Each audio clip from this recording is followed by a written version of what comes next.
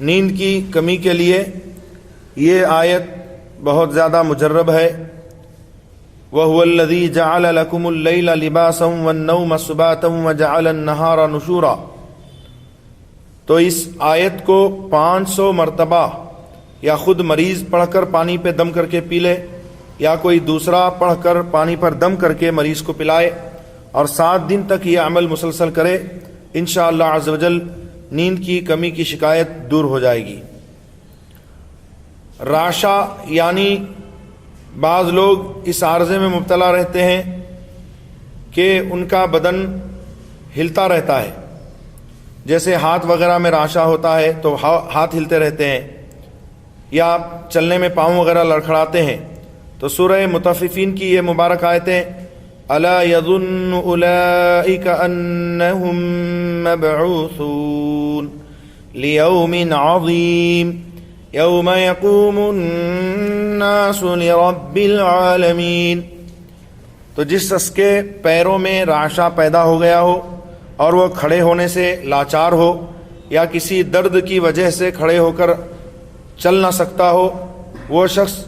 پاؤ بھر یعنی پاؤ کے جی روغن زیتون کا تیل پر 3300 بار ان مبارک آیتوں کو پڑھ کر بہت زور سے دم کرے اس تیل میں، پھر دن میں 3 مرتبہ، رات میں 1 دفعہ ان ٹانگوں پر تیل کی مالش کرے، انشاءاللہ عز و جل بہت جلد رعشہ وغیرہ درد جو کچھ ہوگا سب کچھ جاتا رہے گا اور ٹانگیں درست ہو جائیں گی۔ گونگا پن، جو بچہ گونگا ہو جاتا ہے اور 3-4 برس کا ہو گیا ہو مگر بولتا نہ ہو، اسے 21 روز تک ان آیتوں کو کاغذ پر لکھ کر پلانا خدا کے فضل و کرم سے زبان عطا کرتا ہے۔ سبحان اللہ۔ وہ ہے سورہ حدید کی یہ آیتیں۔ بسم اللہ الرحمن الرحیم۔ یسبح للہ ما فی السماوات وما فی الارض الملک القدوس العزیز الحکیم هو الذي بعث في الأميين رسولا منهم يتلو عليهم آياته ويزكيهم ويعلمهم الكتاب والحكمة وإن كانوا من قبل لفي ضلال مبين وآخرين منهم لما يلحقوا بهم وهو العزيز الحكيم ذلك فضل الله يؤتيه من يشاء والله ذو الفضل العظيم۔ یہ سورہ حدید 28ویں پارے میں موجود ہے، وہاں سے دیکھ کر پڑھ لیں۔ 21 روز ان آیتوں کو کاغذ پر لکھ کر پلانا خدا کے فضل سے زبان عطا کرتا ہے۔ اگر بچہ گونگا بھی ہو تو انشاءاللہ بولنے لگے گا۔ بھوک، اگر کسی مریض کا دل کھانے سے ہٹ گیا ہو، بھوک ہی نہیں لگتی، اس کو 41 مرتبہ اس آیت شریف کا پڑھ کر پانی پر دم کر کے پلانا نہایت مفید ہے۔ انشاءاللہ عز و جل جلد مریض خود ہی کھانا مانگے گا۔ وہ آیت ہے سورہ اعراف کی، قل من حرم زینۃ اللہ التی اخرج لعباده والطیبات من الرزق قل ہی للذین آمنوا فی الحیاۃ الدنیا خالصۃ یوم القیامہ۔ دراصل قرآن پاک اللہ رب العزت کا ایک ایسا کلام ہے جو مریضوں کو شفا دیتا ہے، اس کی تلاوت مریضوں کو شفا بخشتی ہے، لیکن مسلمانوں کا دھیان قرآن پاک کے بجائے دوسری چیزوں میں لگا رہتا ہے۔ تو قرآن پاک کی تلاوت کریں، ان وظائف پر عمل کریں، انشاءاللہ العظیم جس جس بیماری کے لیے وہ آیت بتائی گئی ہے تو اس پر عمل کرنے سے انشاءاللہ تعالی وہ بیماری ضرور دور ہوگی، مگر شرط یہ ہے کہ سچا اعتقاد ہو اور پورے یقین کے ساتھ پڑھا جائے۔ بد ہضمی، اکثر لوگ بد ہضمی کا شکار رہتے ہیں،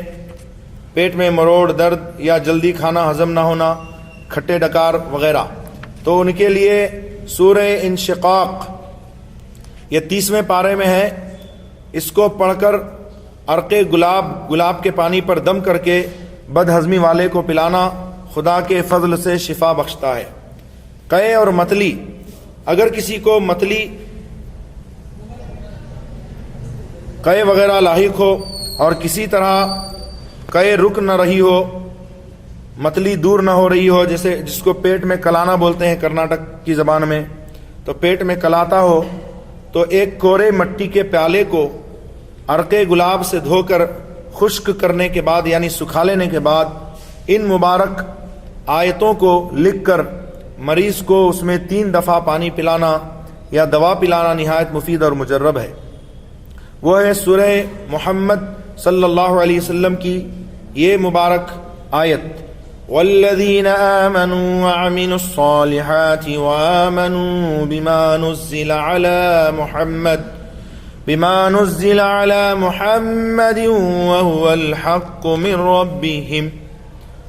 اور ایک ہے سورۃ الدہر کی